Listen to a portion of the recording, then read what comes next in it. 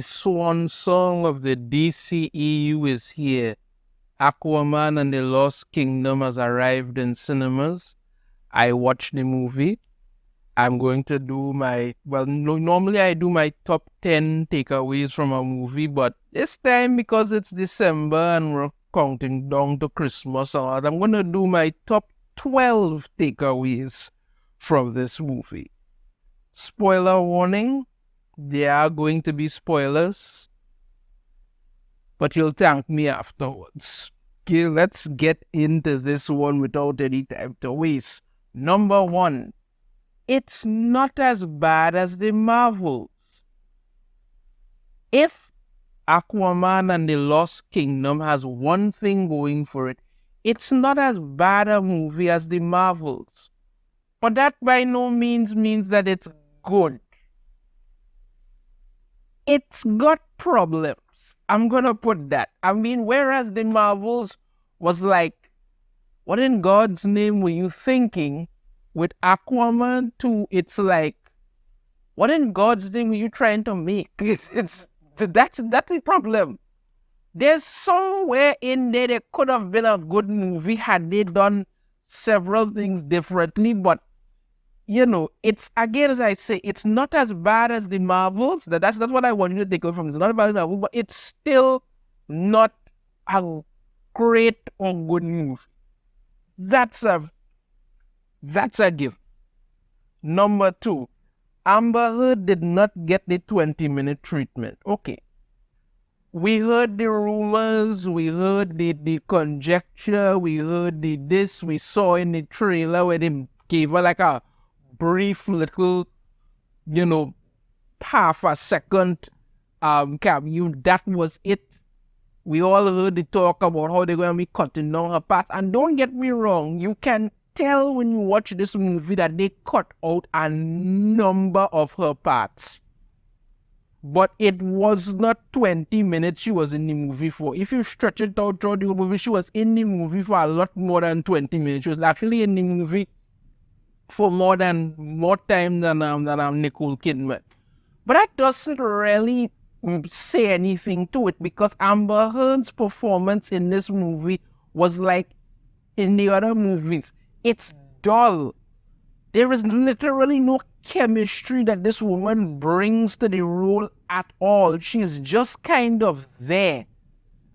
I mean, it's not good. There's literally, I mean, she and Arthur are married, and they have Arthur Jr., but you couldn't tell they were married. They were trying to show it, but there's just no connection between her and Jason Momoa. None. They might as well have been siblings, to be honest with you. I mean, they tried to push it, they're married and all this and the other and stuff, but it's not there. Even when she's using her powers and stuff to do things, it just looks very, very bland. You're like, oh, okay, she's doing something, I guess, but her performance is just really, really bland, like it really always is. But she didn't get the 20 minutes treatment. It's just not an award-winning performance in any way, shape, or form. Number 3, they did not kill the Aqua Baby. Okay, we can all relax now. No Aqua Babies were harmed during this movie. Okay? Maybe they wanted to do it before, and the reshoots, they changed it totally, but this time around the Aqua Baby was not alright. The Aqua Baby is fine. The problem, however, is the Aqua Baby itself. Okay, yes, the baby is adorable and all of that, no problem, but it's like maybe there should have been a third movie kind of introduction of the Aqua Baby, because the baby is there, and you see Aquaman trying to split his life between under the water and on land, and I'm like, if the Aqua Baby has all this power, shouldn't the baby be in the water at some point? Shouldn't the baby be in Atlantis? But the baby is always on land in the lighthouse, and it's either Aquaman there or his father, And the more that Jason, the more that Aquaman is around this baby, look at what he's doing, it seems less and less Aquamanish. I mean, when he's doing Aquaman stuff, fine. When he's there, it's like somebody else. It's just, they didn't use the baby very well, other than this kind of plot device for certain things to do that. But the Aqua Baby wasn't very underutilized. I mean, maybe the Aqua Baby should have been in like a third movie, because baby was just there as something, but nothing really to even talk about. Number 4, identity crisis. This movie suffers from a serious identity crisis. At one point, it's trying to be some kind of body cop thing. At another point, it's trying to be serious. At another point, it's trying to be a comedy. At another point, it's trying to be a horror. At another point, it's trying to be some kind of zombie movie. At another point, it's trying to be some kind of... I mean, these things might have flowed better had there been any kind of cohesion between anything, or if you had an actual plan as to what you were doing. You tried to push this body cop thing with Aquaman and and I will admit there were certain parts, like small parts, where you might have chuckled a little at a joke here or there, but most of the time you just didn't. Some of the jokes were very, very flat. Honestly, very, very flat, and it didn't seem to really make much sense. And then there are the actors. It's like everybody in this movie just took acting classes the other day.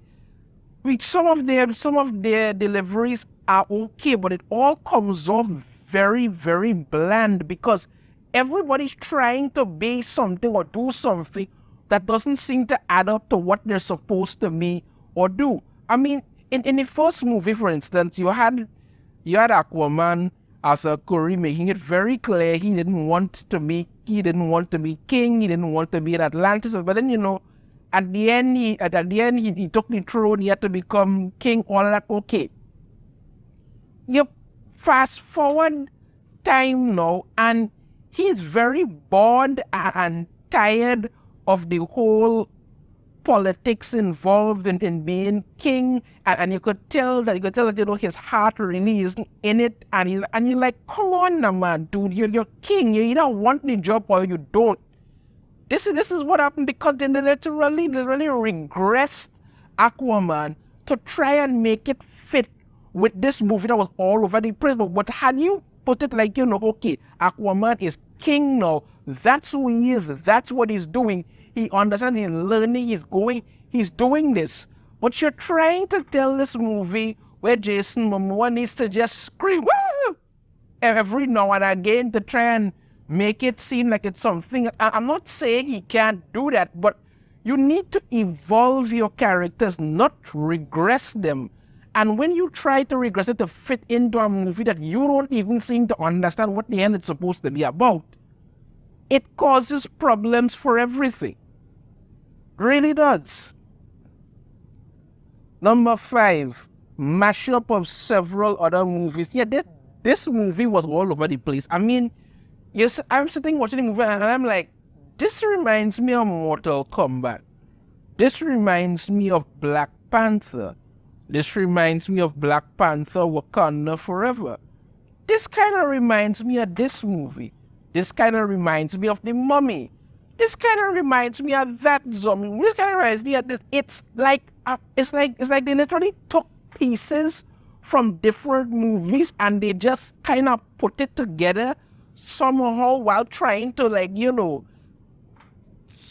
squeeze in some DC glue to hold it together. And sometimes that might work if a movie has an actual point to what it's doing. You understand? It has an actual point to what it's doing, because they just don't. I mean, there is a plot in there, that is not really utilized, because you have Black Manta wants to get revenge on Aquaman, which, okay, could be something interesting. And then there's this whole other thing with the Black Trident that he gets possessed. And there's this thing about global warming. And they're trying to push global warming really. And you're like, you're putting that in, but it's pieces of different other movies. And it's just a really weird mashup that you're not sure what the hell was actually supposed to be going on there at certain points. But that's what you were getting. Number 6. You can definitely tell they did reshoots. It's pretty clear in this movie that you can tell that they did a lot of reshoots. There are certain points where you could you're looking at people doing scenes, because there's certain scenes where people are just standing around. And they're just really standing around, but there are times when people are giving dialogue, and you could swear to God, you could see them kind of looking out the corner of their eye to read some kind of cue card or something, because they just changed the scene. And then, there are parts where things just happen and you're wondering, like, what is it supposed to be? Because, Black Manta, he goes searching for this thing. He has a crew. Where did he get this crew from? We don't know. They find this ancient Atlantean warship, and, everybody learns how to use it. We don't know why. They just kind of skip past that part. And then, when Arthur goes to break out from this thing, he just kind of skip part of this, like this voice-over part, and they kind of skip part, and he just kind of gets in, which it could have been something had he done it. This part that don't really make sense. Like there are certain times when Amber Heard isn't there, and you could tell, like, she was written out in this part, but it's like she's gone for certain periods, and you have to wonder how that's supposed to really work, because you're trying to build on this whole family thing, but it doesn't fit together well. And there's parts where something happens, and they're just kind of like, okay, we get to this point and skip ahead like 5 more, and it's really, you can honestly tell that they did reshoots, that they, whatever they had on before, people look at it and thought, like, nah, we need to adjust this. So you could tell they did reshoots on this. Number 7, the pacing is all over the place, and that's kind of the problem in regards to when it comes to the reshoots. Also, now don't get me wrong, there are some action scenes in this that aren't bad, but they just don't look well done at all, and certain things don't fit with whatever it is you're trying to do, because there's this part where they're like, Manta and them have this kind of thing called orichalcum, that some kind of weird energy source, and every time it's used and they burn it, it pollutes the atmosphere, and it's causing, global warming and all this kind of stuff to go on. And he's on this island.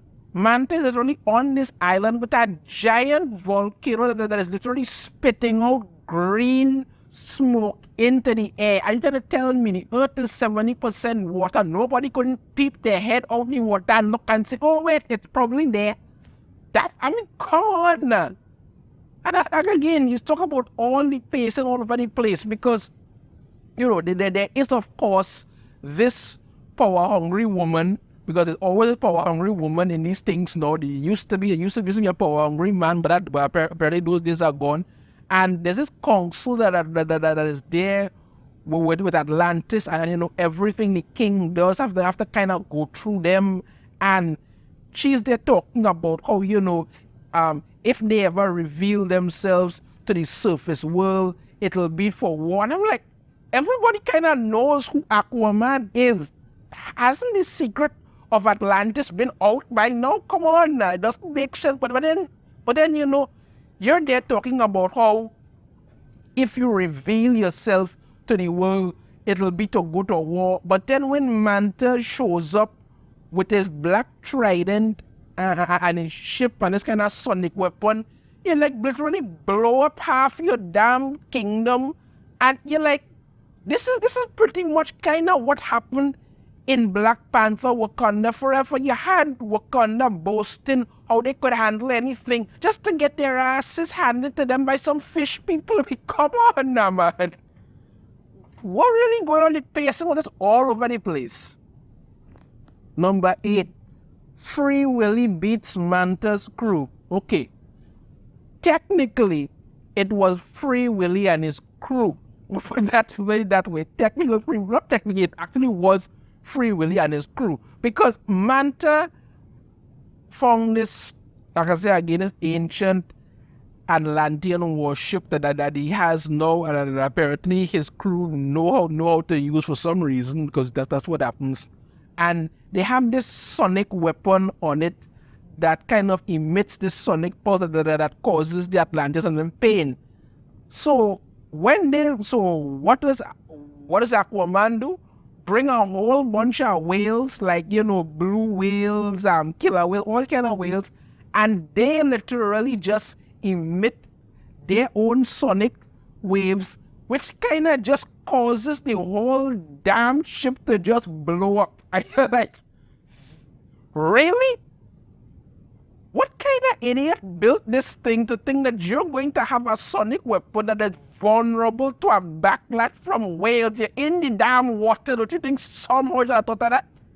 I mean, literally, Manta's entire crew gets wiped out by Free Willy and his crew.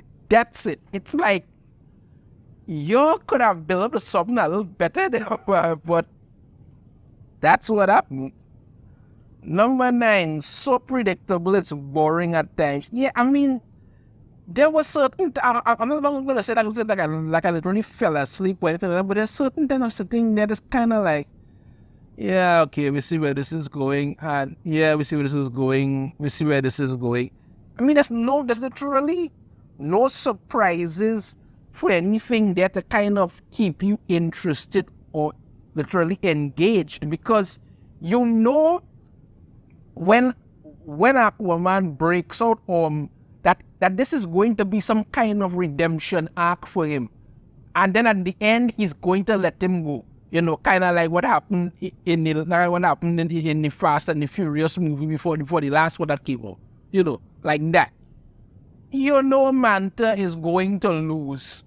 I mean, you kind of know what is going to happen when it's going to happen. You know that that the person who Manta had, the scientist who Manta had with him, that he's going to betray him. You know that there's going to be this big showdown at the end, which wouldn't be so bad if you know what's going to happen anyway, but you kind of like, you could have put in something different, like the entire Atlantean army attacked or something, but that didn't happen. There was a few of them, and that was it. I mean, there's this point where you even know that Ocean Master is going to get tempted by the Black Trident and kind of turn on Aquaman, and then you're gonna have him give this speech, I've always believed in you, brother, and all that kind of stuff. And then you kind of know that's going to happen because it does, because there's no surprises there at all. But then there's this one part at the end where the big evil thing that was controlling Manta, whatever, finally breaks out of this kind of ice prison, and then Aquaman throws the Dark Trident at it.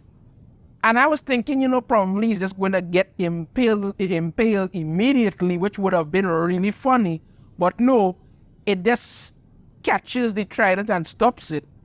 Only to have Aquaman throw his trident exactly at it and then destroy it. I was like, come on, that's kind of lazy. It would have been funnier the first way. But they didn't do that, so that's what happened. Excuse me. Number 10, yeah, the CGI sucks. There is really no other way to put it. The CGI sucks. I mean, I actually kind of thought the seahorse was kind of cute, but it wasn't enough to save this at all. The CGI just looks really bad. It's like really, really bad. It's like, what the hell? I mean, you have movies like Avatar, The Way of Water, which I get, as I said, the visuals, but that were really beautiful. You could have put some of that into the underwater, but it doesn't look at, I mean, at times when they're underwater, and you kind of have to look at their hair to see if it's moving to make sure that they're actually under there. sometimes the CGI that they're doing, everything is kind of up close. All the so-called action scenes are kind of like up, well, the underwater action scenes are just really up close, so you kind of miss what is supposed to be happening exactly. I don't know. I didn't watch it in IMAX or 3D and like I don't really think this need to be watching that, but I even heard a few people complain about it, and and I mean a few people because honestly here when I was in cinema watching it, there were like 4 other people in there beside me. They were like, the cinema was literally empty. I was literally empty, which doesn't bode well for it. But the CGI really looks bad. I mean, they're on this island that apparently this orichalcum is changing the environment. So there's like this giant butterfly and the plants thing. I mean, the giant butterfly actually did look kind of cool. But then almost immediately you get these like giant grasshoppers which look terrible. The underwater scenes just look really cringe. It just doesn't, the CGI does not look good at all. It really does suck. And they could have done a better job. Number 11, Manta was underutilized. Okay, so the point of this movie is supposed to be that Manta wants to get revenge on Aquaman for what happens to his father. But then he spends the majority of the movie possessed by this ancient evil thing that, well, person from Atlantis who was the former king's brother who decided to be an idiot and the Black Trident and all of this. And, okay, initially I was like, maybe you could have gone a different way. You didn't have to do Manta once again. Could have done something different. You could have still done some ancient evil thing coming, and you would have gotten a chance to have Aquaman really step up as king and all of that. But you want to bring in Manta to do this, okay? Utilize him properly as a villain. You could have had this whole thing where you could have shown that Manta has been spending his time getting new technology, putting plans together, doing these sort of things, building his crew, all of that. But you don't see any of that. You don't get to see Manta building his crew. You don't get to see him doing anything. He wants to get his power suit fixed, but that doesn't happen. And then, he just gets the Black Trident. He's shooting out the beams out of his eyes. That's about it.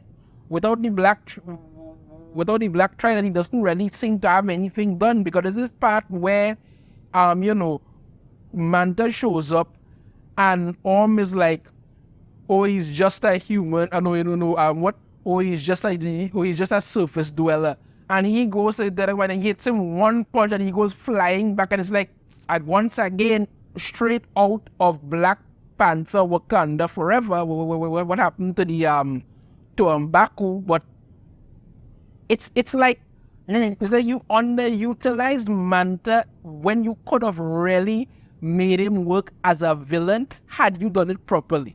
I mean, yes, in the end, when Aquaman tries to save him, he refuses and lets himself fall to his death, I guess, because that's pretty much it. But you could have done it better. You could have made him a real threat that, would have had to do this and not go down this whole route of him being possessed for like 95% of the movie. It's not a good way to use a character like that. There's this one scene where Manta shows up in Aquaman's house when the power goes on. You just kind of see the red eyes light up, and then you get the full reveal of him. That was pretty damn scary and cool. That's what should have happened. Like I said, I didn't utilize Manta properly.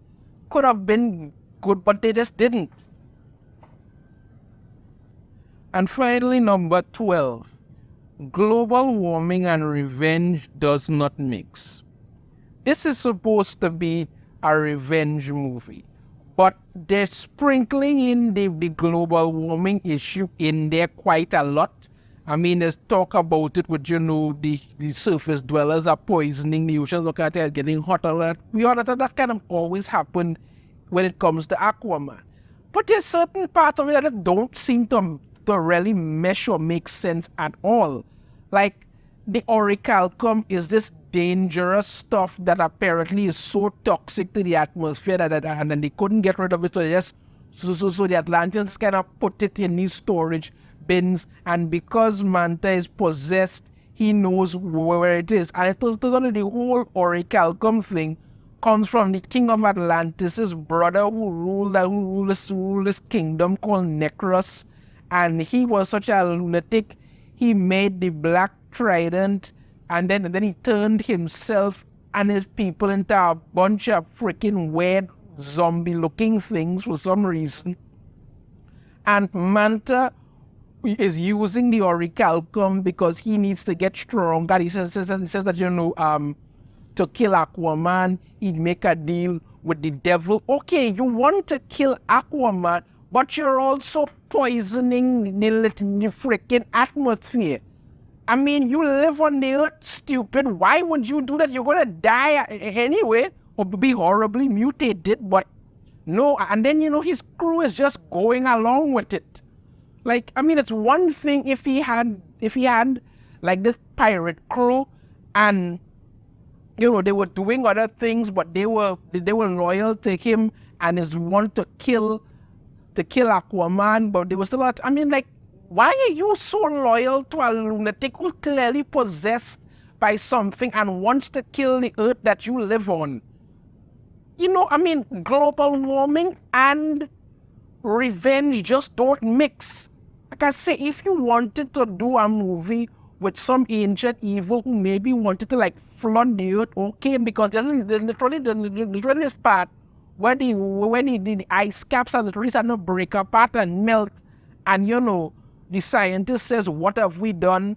And Manta's response is, nothing that the humans weren't doing to themselves already. We just kind of sped it up. It's like, you really want to destroy the entire world just so you could kill one guy? I mean, like, if you want to kill Aquaman, find a way to kill Aquaman. That's just kind of stupid. I tell you, there's a lot of other things in this movie that's kind of like, pushing the global warming thing. Like, even at the end, when Aquaman is giving his speech after he reveals Atlantis to the world, because apparently nobody knew before, but it's like most of his speech is kind of sounding like, we need to fix global warming, we need to fix this. That's what it sounded like to me. So it's kind of there, but it just doesn't mix with the whole revenge theme. So that's pretty much my top 12 takeaways from Aquaman and the Lost Kingdom. I will give this movie a solid 2 out of 5. It's not great, but like I'm gonna say, it's not as bad as the Marvels, but I don't think people are going to be impressed with it. I really wasn't too heavily impressed. I just watched it. I have no interest in really going back and see it again, and I pointed out several things that just kind of, didn't make sense with me. But yeah, it is. If this movie gets a little bit more money than the Marvels, okay. If it doesn't, I wouldn't be surprised. But yeah, this one is definitely a 2 out of 5 for me. Let me know your thoughts on this in the comments. If you have a different opinion, I'd love to hear it. If you like the video, then hit that thumbs up. Subscribe if you haven't already. Ring the notification bell. You'll be notified every time I upload a new video. And I shall see you all next time. Take care.